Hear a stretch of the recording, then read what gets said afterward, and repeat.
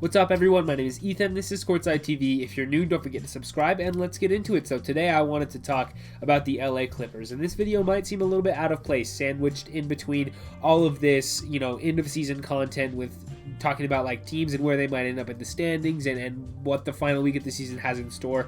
But I wanted to hop on here and talk about the Clippers today because this is a team going into the playoffs that is very, very interesting to me for a couple of reasons.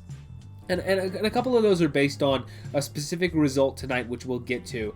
But I just wanted to talk about them and kind of an overview of their season and where I'm at on this team going into the postseason. So the Clippers. This is a team that has kind of gone pretty much under the radar this year, and that is for a couple of reasons. One, they've been sort of banged up, had Kawhi and Paul George in and out of the lineup, and a lot of them, they're kind of just mailing it in this regular season. This is a team that's clearly built for the playoffs, and so they don't really care too much about the seeding in the regular season, so they've sort of been kind of flying under the radar, playing just well enough to stay comfortably in the playoff race. Right now they're sitting at the 4 seed. They were at 3 before their loss tonight. And that is kind of what I wanted to talk about here, is that they lost a game to the Rockets that they basically threw. The Clippers just completely threw this game for the sake of trying to get down to the 4 seed. They're trying to avoid the 3 right now because they feel like, for whatever reason, they would rather play the Dallas Mavericks, who are likely to be the number 5. They would rather play them than play a team like the Lakers, specifically the Lakers, or maybe the Portland Trailblazers, who might end up at 6. I'm sure that they're most likely trying to avoid the Lakers here, but Portland might strike more fear than Dallas does. Who knows, right?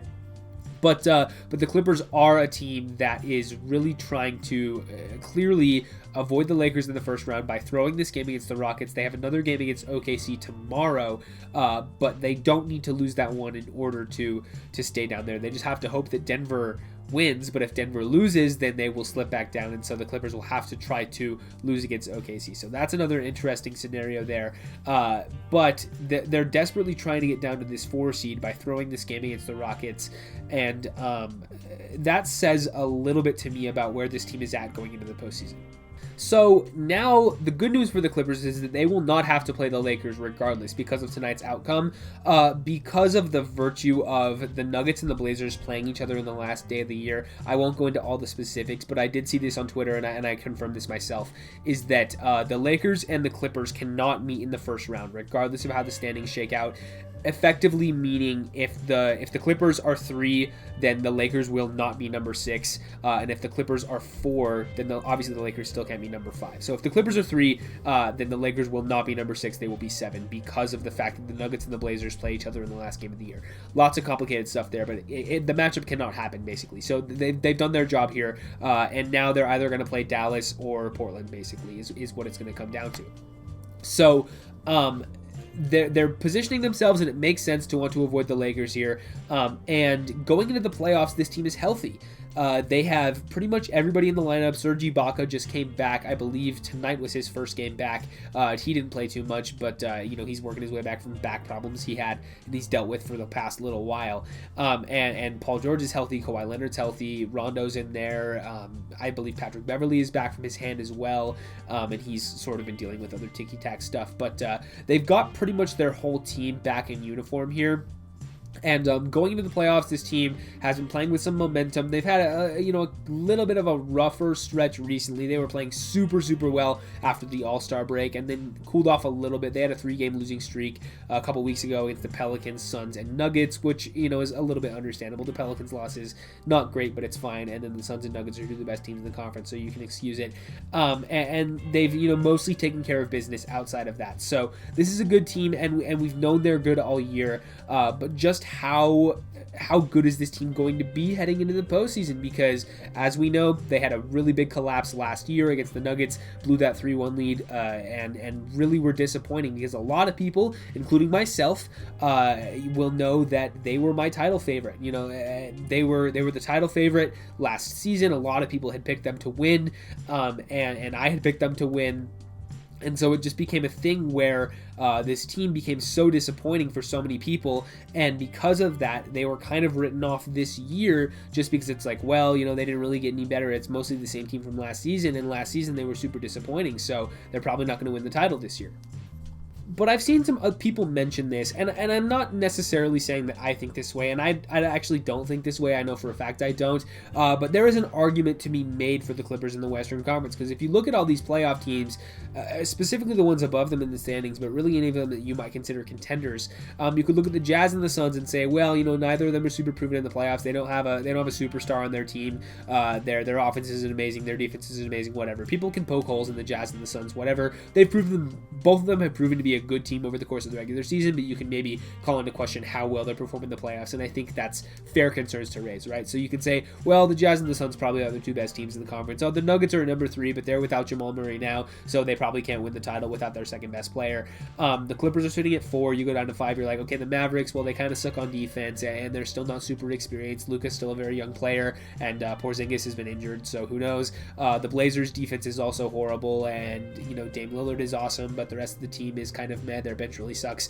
You can go down even further. The Lakers are banged up, right? Obviously, we know that they're the favorite if they're healthy, but LeBron is still not back from injury. Anthony Davis has been a little bit rusty coming back from his as well, and the whole team is kind of banged up as a whole. They have to go through a play-in round potentially, so maybe they're not the favorite. The Golden State Warriors are super inconsistent, and it's really just a one-man show with Steph Curry. You know, the Grizzlies are still a young team and haven't really proven anything, and the Spurs are just the Spurs. They're the 10 seed. They're well coached, but they're not a super high-quality basketball team, right? So you can make an argument that the Clippers are the best team in the Western Conference. Do I necessarily agree? You know, probably not, but a lot of people have kind of, you know, gone through and you tick off all these boxes against all these other teams, and you're really left with the Clippers here, who have a deep roster. They have a superstar. They're well coached. They've played together for a year now. They kind of took their lumps in the postseason last year, so you kind of arrive at the conclusion that, hey, maybe this is the year for LA to break through and maybe do something.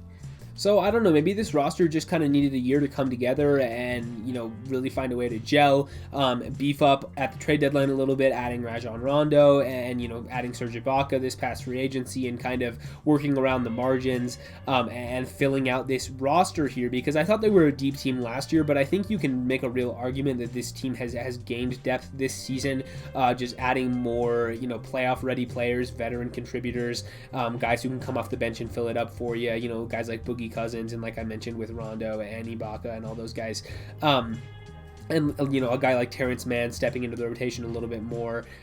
So, you know, this is a team that is like inconsistent at points. They're injured at points. We've seen the history of them kind of melting down in the playoffs, but if you really want to make an argument that the Clippers can potentially win the title this year, I think that case is there. At the start of last season, I thought they were the favorites just on paper. I think Paul George and Kawhi Leonard are an amazing combination, and when they're both playing well, they are in practice also a very amazing combination. We've seen them come out and have huge performances and be dominant in the regular season, and even in the first round last year, they were able to play super well together. But we'll have to see if they can put it together this year. I do believe in this team to make some noise here. I think that the Western Conference as a whole is so incredibly deep, and you can make an argument for, I think, the top 8 teams in the conference right now, for any of them to go to the conference finals, really. Like, realistically, I think the top 8 teams, you know, probably not the Spurs or the Grizzlies, at least in my opinion, but, you know, Warriors, Lakers, Mavericks, Blazers, Clippers, Jazz, Suns, and Nuggets.